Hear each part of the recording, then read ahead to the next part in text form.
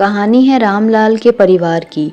घर में सास शकुंतला देवी, ससुर रामलाल, बेटा राकेश, देवर मोनू और ननद पिंकी। इस घर की परंपरा अजीब थी। सुबह, दोपहर, शाम, रात, चाहे शादी हो, त्योहार हो, बरसी हो, खाने में हमेशा सिर्फ और सिर्फ राजमा चावल ही बनता था। संध्या शादी के बाद पहली बार ससुराल में उठी। माँ जी, नाश्ते में क्या बनाया है? बहू, गर्मा गर्म राजमा चावल। राजमा चावल नाश्ते में? ये तो लंच का खाना होता है। बहू, हमारे लिए यही नाश्ता है, यही लंच है, यही डिनर है। इस घर में राजमा चावल ही भगवान है। भाभी, हमें तो बचपन से यही खाना पड़ा है। मैं तो दोस्तों के बीच राजमा मोनू नाम से फेमस हूँ। और मैं राजमा पिंकी। इसी वजह से अब तक मेरी शादी नहीं हुई। संध्या ने मजबूरी में पहला कौर खाया और सोचने लगी, हे भगवान, अगर हर रोज यही खाना पड़ा तो मेरी जिंदगी भी राजमा चावल बन जाएगी। कुछ दिन बाद तीज का त्योहार आया। संध्या सुबह से खुश थी। सोचा आज तो मिठाई, पकवान, पूरी सब्जी मिलेगी। रसोई में जाकर देखी और आंखें फटी रह गई। बड़े बर्तन में फिर से राजमा चावल उबल रहा था। माँ जी, आज तीज है, त्योहार पर भी राजमा चावल? हाँ बहू, यही हमारी पूजा है। राजमा चावल में लक्ष्मी का वास है। मैंने शादी के बाद 40 सालों से एक ही खाना खाया है, राजमा चावल।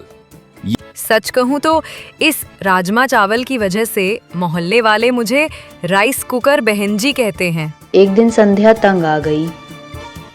अब बहुत हो गया, मैं इंसान हूँ, मुझे भी बदलाव चाहिए। मैं आज बिरयानी बनाऊंगी। पूरा घर शॉक्ड। क्या कहा बहू? बिरयानी? हमारी परंपरा को तोड़ेगी। मेरी नसों में सिर्फ राजमा चावल बहता है। अगर तूने बिरयानी बना दी तो मेरा डीएनए ही हिल जाएगा। भाभी, मैं तुम्हारे साथ हूँ। राजमा राज से आजादी चाहिए। हाँ भाभी, वरना मेरी शादी कभी नहीं होगी। लड़के वाले पूछते हैं कुकिंग आती है और मैं कहती हूँ हाँ, राजमा चावल बनाना आता है। फिर सब भाग जाते हैं। संध्या ने चोरी चोरी बिरयानी बनाई। पूरे घर में खुशबू फैल गई। ये कैसी खुशबू है? लगता है सिलेंडर फटने वाला है। नहीं पापा, ये तो खुशी का धमाका है। ये बिरयानी की खुशबू है। सब डरते डरते खाने बैठे। पहला कौर लेते ही सबकी आंखें चमक उठी। हे राजमा देवी, ये बिरयानी तो बहुत स्वादिष्ट है। पचा, आत्मा तृप्त हो गई। अगले दिन सब बीमार पड़ गए। किसी के पेट में दर्द, किसी को गैस, किसी को उल्टी। अरे वाह, ये तो अनोखा केस है।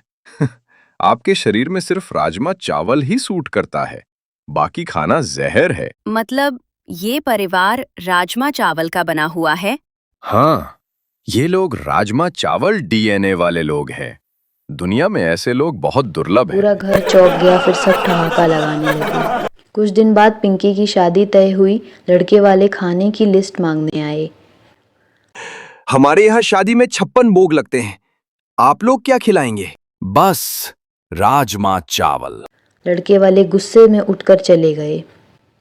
माँ, ये राजमा चावल मेरी शादी भी तोड़वा देगा। चिंता मत कर पिंकी, इस बार मैं ऐसा राजमा चावल बनाऊंगी कि लड़के वाले चाटते रह जाएंगे। एक दिन लड़के वाले घर आए। संध्या ने राजमा चावल को इतना स्वादिष्ट बनाया कि बारात वाले प्लेट चाटते रह गए। इतना स्वादिष्ट राजमा चावल हमने कभी नहीं खाया। मैं तो राजमा चावल वाली बीवी ही चाहता था। पूरा घर नाचने लगा। इस तरह हमेशा राजमा चावल खाने वाला ससुराल गांव-गांव में मशहूर हो गया।